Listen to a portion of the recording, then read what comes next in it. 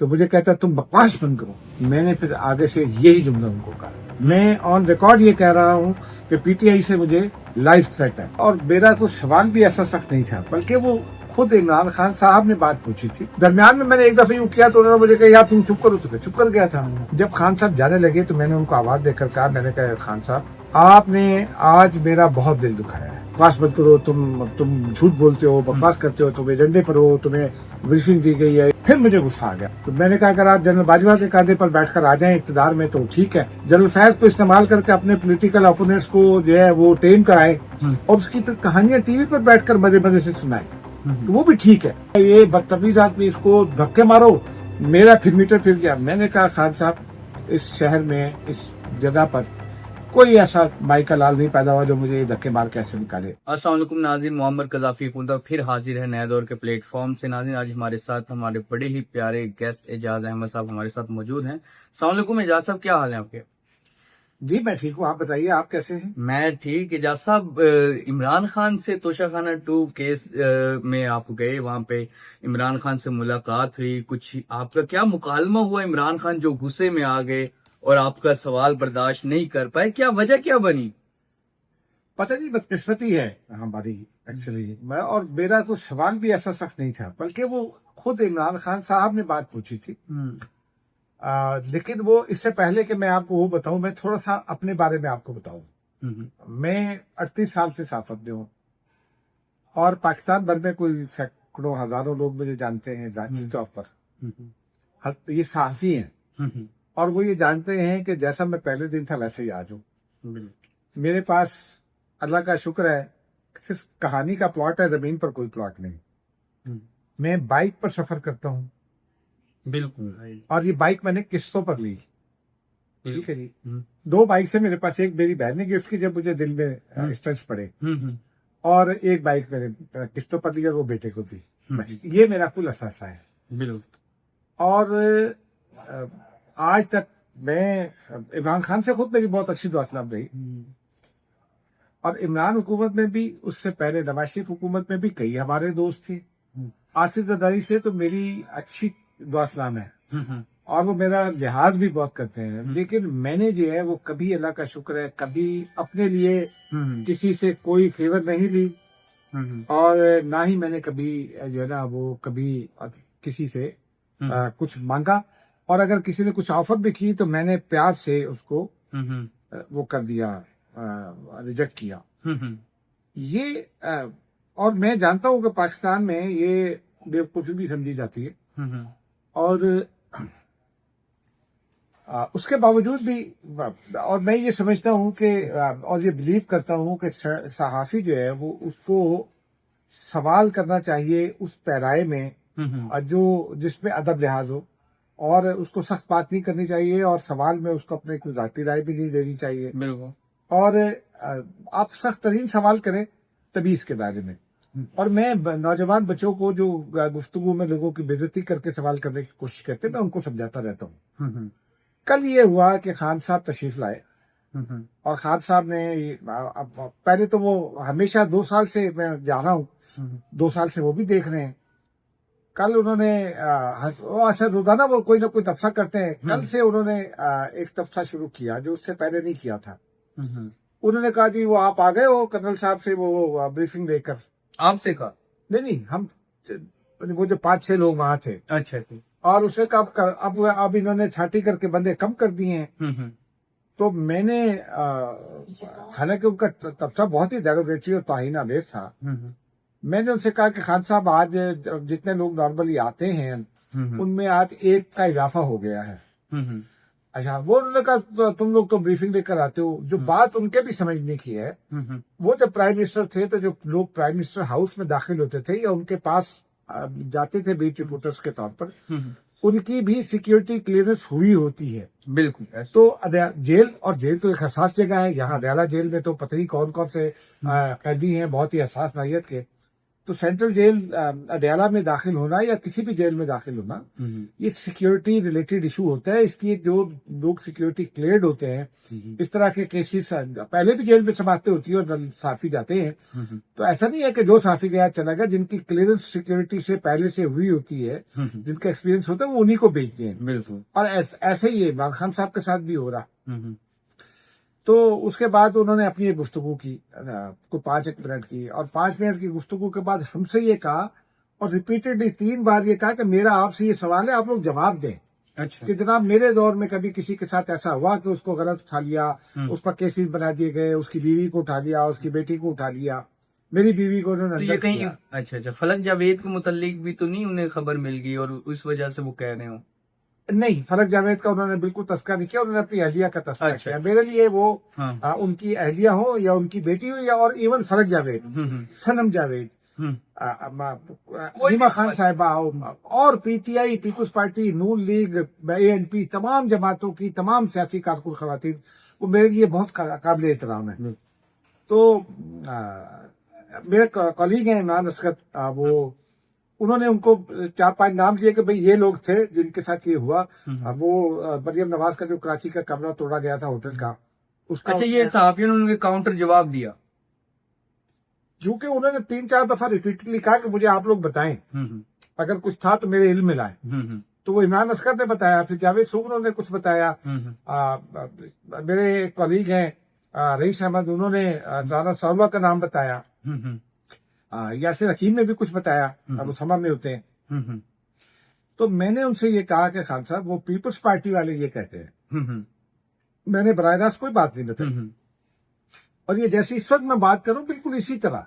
ठीक है। मैंने कहा अच्छा मेरी आदत ये है कि मैं पहले यूं करके हाथ खड़ा करता हूँ और फिर सवाल करता हूँ जब बंदा मेरी तरफ मुतवज्जो होता है। तो दरमियान में मैंने एक दफा यूं किया तो उन्होंने मुझे कहा यार तुम चुप करो, तो मैं चुप कर गया था।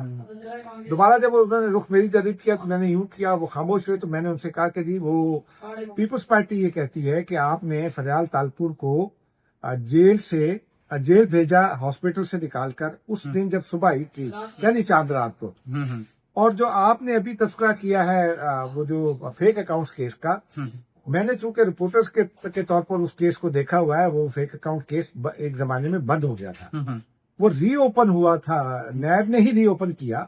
मैंने यही कहा कि नैब ने रीओपन किया आपके दौर में। तो मुझे उन्होंने स्नब किया, तुम अपनी बकवास बंद करो, ये अल्फाज इमरान खान ने कहा। मैं माफी चाहता हूँ, मैं ऐसे अल्फाज अदा नहीं करता हूँ, लेकिन मैं जो और पूरी ईमानदारी के साथ हल्फन में कह सकता हूँ, किसी भी जगह पर मैं ऑन ओथ ये कह सकता हूँ कि मैंने क्या कहा और इमरान खान ने क्या कहा। तो मैंने उनसे कहा कि खान साहब, उन्होंने मुझे कहा तुम बकवास बंद करो, मैं खामोश खड़ा हो गया। अच्छा। फिर कुछ बात आगे बढ़ी, फिर उन्होंने सवाल किया कि मुझे ये बताओ कि क्या चेयरमैन मेरे अंडर में था। तो किसी ने पूछा कि खान साहब फिर वो किसके अंडर में था, वो आप ही की बात मानते थे। उनका रुख जब मेरी तरफ हुआ तो मैंने फिर अगेन हाथ खड़ा करके और मैंने कहा कि खान साहब, फवाद चौधरी साहब आपके वजीर थे, वजीर इत्तलात, वो ये कहते थे कि फलाह के खिलाफ ये होना है, तो अगले दिन वो हो जाता था। और ये पोजीशन इल्जाम आयद करती है इसीलिए कि फवाद चौधरी को कैसे पता चलता था, और वो ये कहते हैं कि चेयरमैन नायब आपके साथ मिले हुए थे तभी ये होता था। अल्फाज मेरे कुछ और थे, लेकिन मतलब ये था। तो उन्होंने फिर मुझे कहा कि तुम बकवास बंद करो, और मुझे उन्होंने कहा कि तुम एजेंडा पर हो। इमरान खान। अच्छा। फिर मैंने उनको कहा, मैंने कहा खान साहब देखें, जब आप बात करेंगे ना तो तमसील भी होती है। चेयरमैन नैब को आपकी काबीना ने यहाँ वुज़रा कॉलोनी में इस्लामाबाद में घर अलॉट किया था, और ये बात मैंने उनको नहीं की, लेकिन मैं आपके शो में इंफॉर्मेशन के लिए ये बताना चाहता हूँ कि जब मैंने ये खबर दी उस वक्त ये मेरा टीवी था, जीएनएन नहीं था उस वक्त जाग टीवी इसका नाम। अच्छा, ठीक। तो मैंने कहा कि खान साहब, वो चेयरमैन नैब को आपकी काबीना ने घर अलॉट किया था वुज़रा कॉलोनी में, और साथ कह लेंगे मैं तो प्राइम मिनिस्टर था, मुझे क्या पता। वो उनकी आदत है। इमरान असगर ने इसमें ये टुकड़ा लगाया कि खान साहब आप प्राइम मिनिस्टर थे तो आपके दौर में जो चाहे जो कर जाता था, आप किसी चीज के जिम्मेदार नहीं होते। इसका मतलब यही था कि अल्फाज उनके कुछ और थे।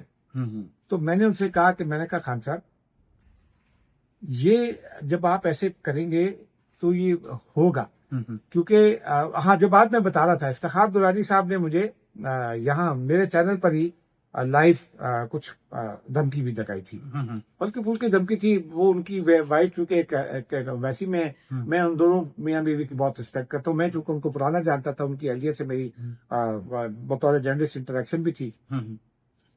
तो बात अदा उन्होंने मुझसे माजरत नहीं की, क्योंकि 2 महीने के बाद चेयरमैन नैब ने खुद कंफर्म कर दिया कि मुझे हुकूमत ने घर अलॉट किया। तो ये मैंने इंफॉर्मेशन के तौर पर बताया। जब मैंने ये कहा तो फिर उन्होंने मुझे उसी तरह का जुमला कहा कि तुम बकवास बंद करो, तुम एजेंडे पर हो। खान साहब? हाँ, मैं ऐसा चुप कर गया। अच्छा, ठीक है। उसके बाद उन्होंने अपनी बात पूरी की, 3-4 लोगों ने मुख्तलिफ सवालात किए और मैंने कोई सवाल नहीं किया था। जब खान साहब जाने लगे तो मैंने उनको आवाज देकर कहा, मैंने कहा खान साहब, और मैंने इमरान खान भी नहीं कहा, मैंने कहा खान साहब, आपने आज मेरा बहुत दिल दुखाया है। आपने ये जुमले अदा किए, ये आपको नहीं करने चाहिए। आप मुझे जानते हैं और इमरान खान मुझे 28 साल से 30 साल से जानते हैं और मुझे पाकिस्तान की पूरी सियासी क़यादत अल्लाह का शुक्र है जानती है। तो मुझे उन्होंने कहा, फिर कुछ ऐसी बात कही, कोई मतलब बकवास मत करो, तुम झूठ बोलते हो, बकवास करते हो, तुम एजेंडे पर हो, तुम्हें ब्रीफिंग दी गई है, इस तरह के जुमले ना। किसने ब्रीफिंग? किसने? वही मतलब जब वो जो एक कहते हैं कि कर्नल साहब ब्रीफिंग देते हैं। अच्छा, ठीक। मैंने फिर मुझे गुस्सा आ गया। जाहिर सी बात है, आदमी कोई मेरी बर्दाश्त का भी आदमी हो, कितना भी हो, सब्र यूं भी उसमें हो तो उसका भी सब्र जवाब दे जाता है। फिर मेरा सब्र जवाब दे गया। मैंने कहा इमरान खान साहब, और मैंने इमरान खान साहब करके कहा, मैंने कहा इमरान खान साहब, आपको ये बात करनी जेब नहीं देती। आप अगर किसी जर्नैल के कंधे पर बैठकर आ जाए, और साथ फिर मैंने जनरल बाजवा का नाम दिया, तो मैंने कहा अगर आप जनरल बाजवा के कंधे पर बैठकर आ जाएं इक़्तिदार में तो ठीक है। जनरल फैज को इस्तेमाल करके अपने पॉलिटिकल ओपोनेंट्स को जो है वो टेम कराए और उसकी फिर कहानियां टीवी पर बैठकर मजे मजे से सुनाए, तो वो भी ठीक है। इस दरमियान में किसी ने चेयरमैन सेनेट वाले जो सादिक संजानी जिसमें इलेक्ट हुए थे उसका भी तस्करा कर दिया हुआ था, उसका भी मैंने तस्करा करते हुए कहा, मैंने कहा वो आप वो 7 वोट मुस्तरद करा दें, वो भी ठीक है। और हम अगर आपसे इंडिपेंडेंटली कोई सवाल करें तो आप हमें एजेंट करार दे देते हैं।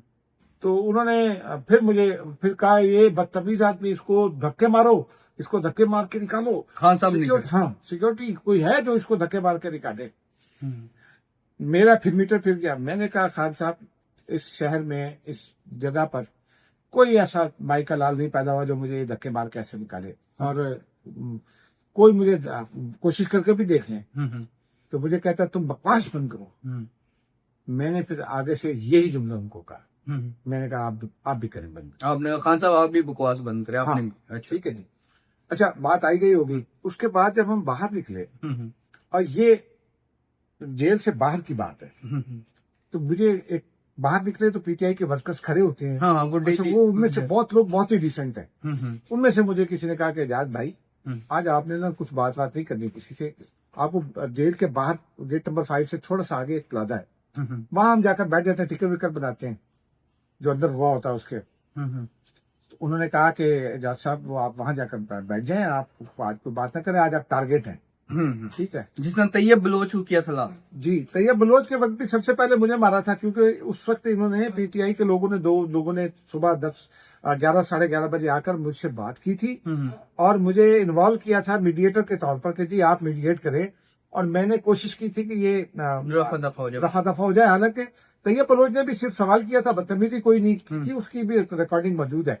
इमरान खान साहब की एक बहन ने ये कहा कि इसको एनु सबक सिखाने की जरूरत है, और लोग आगे बढ़े तो मैंने उनको कहा कि यार रहने दें, जर्नलिस्ट का काम है सबक सिखाना। और अलीमा आपा ने बहुत अच्छे तरीके से उस सवाल का जवाब दे दिया। ये उस दिन की बात है जब पहली बात हुआ। अच्छा, फिर क्या हुआ? फिर जब हुआ तो जब मैंने उनसे बात कर ली, अलीमा खान आई तो मुझे उनके साथ राइट हैंड खड़े होते हैं, उनके राइट या लेफ्ट मती बरकी, उन्होंने मुझे बुलाया और उन्होंने कहा एजाज भाई, जो सुबह आपसे बात हुई थी हमने आपा को बता दी, आप भी बताएं। अब मैं उनसे बात कर रहा था तो पहले मुझे कमर पे मुक्के पड़ रहे थे, फिर उन्होंने मुझे उठाया और यूं करके फेंका और मैं उल्टा गिरा। मैंने अपनी एफर्ट से अपने आवाज पर करा रखे और मैंने सब को बचाया जो पीछे पत्थर पड़े हुए थे उन पर लगने से, वरना जिस तरह मैं गिरा था हो सकता है मेरी जान चली जाती। मेरे दिल में 2 स्टंट पड़े हुए और एक बलून है जिसको फैन कहते हैं, वो है।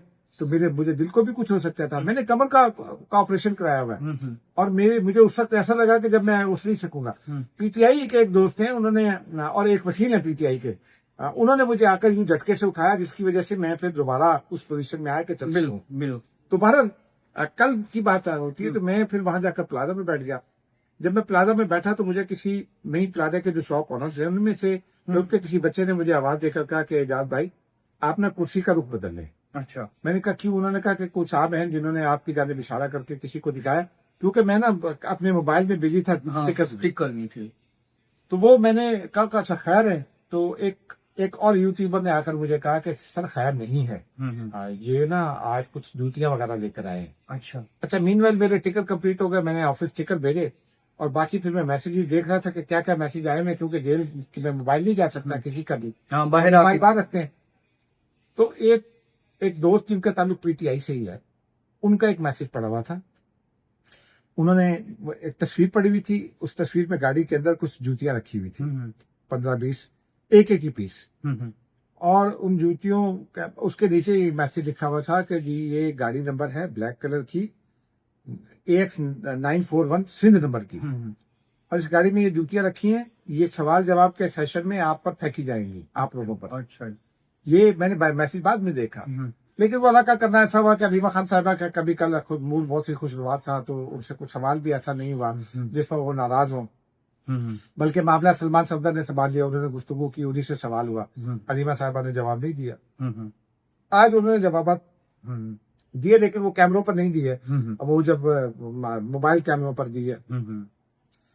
तो अब ये वाकया है सारा। अच्छा, अब उसके बाद ये हुआ कि आज जब अदालत लगी तो अदालत लगने के वक्त हमें अंदर बुला लिया गया था, हम चले गए अंदर। तो खान साहब ने फिर 2-3 बार आकर वही जुमला दोहराया कि ब्रीफिंग ले ली, ब्रीफिंग ले ली। अब उसके बाद फिर मुझे दोस्तों ने ये कहा, उन्होंने कल ही उन्होंने मुझे कहा था, उन्होंने कहा कि खान साहब गुस्से में थे, तो कोई बात नहीं, आप इसकी खबर मत चलाइएगा। मैंने कहा नहीं, खबर नहीं चलाएंगे। हो जाता है, जाहिर सी बात है, और लोगों से भी माजी में भी हो जाता है। तो खान साहब से कोई बात नहीं, तस्करामी कलामी हो गई, उनकी जानिब से गुस्सा होगा। उस तस्करामी कलामी का तस्करा सलमान अकरम राजा ने अपनी मीडिया टॉक में किया था बाहर आकर कल ही। तो मैंने कहा कोई बात नहीं, हम खबर नहीं चलाएंगे। मुझे मेरे ऑफिस ने पूछा, उनको किसी जरिए से पता चल गया, तो मैंने कहा कि नहीं, खबर नहीं चलानी। उन्होंने कहा ओके। आज मुझे मेरे ब्यूरो चीफ ने कहा कि कल आपको टिकट चलाने चाहिए थे। आज फिर जब वो आए तो मेरे साथियों ने कल ही मुझे कहा कि कल हम खान साहब के आगे एक एहतियात रजिस्टर कराएंगे पोलाइटली। मैंने कहा ओके। अब आज भी वो आए, 3-4 दफा उन्होंने कुछ अफसा किया, चले गए। फिर जब वो आए तो मैं वॉशरूम गया हुआ था, वॉशरूम से अंदर आया तो खान साहब खड़े हुए थे। तो दोस्तों ने जो है वो उनको रियलाइज कराने की कोशिश की। उन्होंने फिर वो हथे से उड़ गए और डांटना शुरू कर दिया। और फिर आखिर में उन्होंने एक बात कही, उन्होंने कहा जी वो जो है आप लोग जो है ना यूं सवाल करते हैं, और किसी मेरे जैसे ईमानदार आदमी पर इल्जाम लगाएंगे तो उसको गुस्सा आएगा। अच्छा। तो मैंने कहा खान साहब मुझे भी कल इसीलिए गुस्सा आया था, क्योंकि अल्लाह का शुक्र है मैं जिंदगी भर मैंने पूरी ईमानदारी से गुजारी है, किसी से 1 टके का किसी से फायदा नहीं लिया, कोई फेवर नहीं ली। लेकिन अच्छा, अब हमें मुतमईन थे, क्योंकि हमने तो मेरा तो खान साहब, मैं तो समझता हूँ कि सहाफी का किसी सियासतदान से या किसी सरकारी अफसर से, किसी फौजी अफसर से, किसी से भी कोई दुश्मनी नहीं हो सकती और दोस्ती भी नहीं हो सकती। खबर का एक रिश्ता होता है, खबर का रिश्ता होता है, एक एहतराम का होता है। वो एहतराम का रिश्ता मैं अगर किसी ठेले वाले से बात करूंगा तो उसके साथ भी उसी एहतराम से करूंगा, अगर मैं किसी सरकारी अफसर से, किसी फौजी अफसर से, प्राइम मिनिस्टर से बात करूंगा तो उसी एहतराम से करूंगा। तो ये मैं ईमान रखता हूँ इस बात पर। तो बाहर जब हम आए, थोड़ी देर बाद मुझे मेरे डायरेक्टर न्यूज का मैसेज आया। उन्होंने एक मैसेज मुझे भेजा हुआ था, वो एक स्क्रिप्ट था, उसके ऊपर एक ट्वीट था। तो मैंने स्क्रिप्ट नहीं पढ़ा, लेकिन वो ट्वीट देखा तो वो मेरे एक दोस्त हैं कमर मैकन, वो जर्मनी गए तो फिर वहां गायब हो गए। और वो बड़े यूथिया हैं, मैं माफी चाहता हूँ, लेकिन वो बड़े कमाल के यूथिया हैं। वो इखलाकियात कोई नहीं है, साफ इखलाकियात इमरान खान के मामले में। उन्होंने मुझ पर इल्जाम की बौछार की, मैंने उनको सख्त जवाब दिया, जिस पर मेरे बाद में अफसोस भी हुआ। कोई बात नहीं, लेकिन उन्होंने मुझसे शिकायत की कि जी आपने मेरे साथ बदतमीजी की। तो मैंने उनसे कहा कि मैंने कहा भाई जो आपने गुफ्तगू की, साफती इसाकियत ये कि आप मुझसे पूछते कि एजाज साहब ये वाकया हुआ, आप मुझे एजाज भाई ना कहते, लेकिन एजाज साहब ये वाकया हुआ है कहते, तो मैंने उनको कहा कि मैंने उनसे कहा कि मैं ईमानदारी से तुम्हें बताता जो हुआ, और लेकिन तुमने मुझसे पूछा नहीं और मेरे ऊपर इल्जाम धर दिया, और माजी में भी जो एक गलत इल्जाम आपने धर दिया कि जनाब ये तो ऐसे हो गया। और ऑन शिराजी ने भी कोई बदतमीजी नहीं की थी, सिर्फ उसने ये कहा था कि अलीमा आपा आपने हमसे वादा किया था सवालों के जवाब देंगी, आप आइंदा अगर ऐसा करेंगी तो फिर प्रेस कॉन्फ्रेंस नहीं होगी। अब ऑन शिराजी प्रेस क्लब का नायब सदर है, लीडर है साफियों का, तो वही कह सकता है ना। और तैयब बलोच का उसने चूंकि एक सवाल पूछा था, और सवाल भी उसकी अपनी स्टोरी नहीं थी, ना ही कोई इल्जाम था। वो स्टोरी अहमद नूरानी की थी, अलीमा आपा पर स्टोरी थी कि एम्बेजलमेंट है शौकत खाना में, और को अमेरिका में जायदाद खरीदी है, उसको किसी मार्क्स मंगी नामी किसी साहब ने रीट्वीट किया हुआ, बिल्कुल लाखों लोगों ने उसको देख लिया था। बिल्कुल। तो उन्होंने बड़े तमीज से सवाल पूछा था, अलीमा आपा ने बड़ी अच्छी तरह उसका जवाब भी दे दिया था। बिल्कुल। लेकिन प्रॉब्लम ये है कि पता नहीं क्यों ये फिर ट्रॉलिंग शुरू कर देते हैं। उसके बाद मेरी ट्रॉलिंग शुरू हो गई है। एक साहब ने ट्विटर पर उन्होंने कहा कि अंग्रेजी में लिखा, उन्होंने थोड़ी सी अंग्रेजी पे गलत लिखी। उन्होंने कहा कि मुझे बड़ा अच्छी तरह से इनको सबक सिखाना आता है, ठीक है जी, लेसन मुझे टीच करना आता है, तो इनके नंबर और घर का पता मुझे बताएं तो मैं इनको जाकर सबक सिखाऊंगा। अच्छा, ये मेरे लिए लाइफ थ्रेट है। मैं ऑन रिकॉर्ड ये कह रहा हूँ कि पीटीआई से मुझे लाइफ थ्रेट है, और ये पीटीआई को अपने लोगों को रोकना होगा। अगर पीटीआई ह्यूमन राइट्स पर यकीन रखती है, अगर पीटीआई सवालात के राइट्स पर यकीन रखती है, आप सबसे सवाल करना चाहते हैं तो हम आपसे कैसे सवाल ना करें। फिर कुछ लोगों ने जो नाजेबा जुमले लिखे मेरे बारे में, किसी ने किसी एक कभी जानवर से तशबीह दी है, तो ये सिर्फ ये बदमाशी, ये बेहूदगी सिर्फ पीटीआई का वर्कर करता है। पीपल्स पार्टी को देख लें, नून लीग को देख लें। सर पार्टियां तो बाद में एज ए इंसान ये इंतहाई गलत चीज है कि आप किसी को इस तरह की बातें कहें, इस तरह की चीजें कहें, इसके तो मजम्मत करते हैं, ये बहुत गलत चीज। बहुत शुक्रिया आपका, लेकिन ये बदकिस्मती की बात है। मैं पीपल्स पार्टी में एक दो लोगों को जानता हूँ जो सख्त बात करते थे, तो मैंने उनको रोका हमेशा। मैं उनको ये कहता हूँ, वो मेरा एहतराम करते हैं, मेरे कभी दोस्त नहीं है ना मुझसे मिले वो, लेकिन ट्वीट पर ही वो मेरा एहतराम करते हैं। मैंने उनसे ये कहा कि आप इमरान खान हो, अलीमा खान साहिबा हो, मरियम नवाज साहिबा हो, या कोई और सियासतदान, किसी के बारे में ऐसे नादेबा जुमले, किसी इंसान के बारे में ऐसे नादेबा जुमले लिखना इंतहाई गलत बात होती है। इसी तरह मैं जो नून लीग के दोस्त लिखते हैं उनको भी कहता हूँ, लेकिन ये पीटीआई वाले जो है ना वो नहीं समझते। बिल्कुल, ये बड़ी बदकिस्मती है। बिल्कुल नाज़रीन, जिस तरह के एजाज साहब का जो मुकालमा हुआ खान साहब से, और खान साहब का ये पहला वाकया नहीं, वो इस तरह की गुफ्तगू शायद वो नॉर्मल रूटीन में भी अक्सर इसी तरह ही करते हैं।